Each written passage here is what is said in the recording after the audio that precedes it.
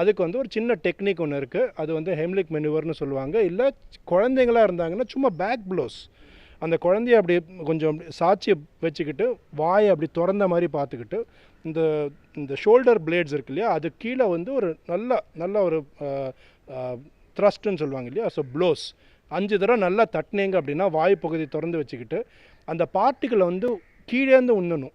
கீழேருந்து it gets triggered to come in to the mouth and get dislodged. இது ஒரு மாதிரி சிம்பிள் மெத்தட். இல்லைனா 2 கையை வந்துட்டு அவங்களோட வயிற்று பகுதியில் வச்சு, ஃபுட் பேக்குன்னு சொல்லுவாங்க, வயிற்று பகுதியில் வச்சு நல்லா மேல் நோக்கி ஒரு த்ரஸ்ட், அவங்களோட வயிறு பகுதியில் மேல் நோக்கி நம்ம வந்து ப்ரெஷர் கொடுத்தோன்னா அது உள்ளேருந்து அந்த காற்று வந்து உள்ளேருந்து வரும்போது அது புஷ் பண்ணும். சம்டைம்ஸ் அந்த பார்ட்டிக்கல் மாத்திரம் வெளில வராமல் அவங்க வந்து வாந்தியே கூட எடுக்கலாம். ஆனால் தப்பு இல்லை, வாந்தி எடுத்தாலும் நல்லது தான். Let the whole thing come out. That is the most 100% risk-free way of dislodging.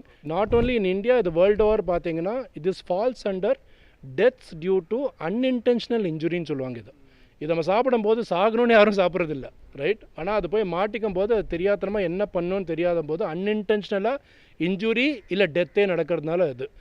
ஆனால் இந்த அன்இன்டென்ஷனல் இன்ஜுரி உலகத்திலேயே டாப் 5 ரீசன்ஸ் ஆஃப் டெத்தில் இருக்குது. இது தவிர்க்கக்கூடிய விஷயம்.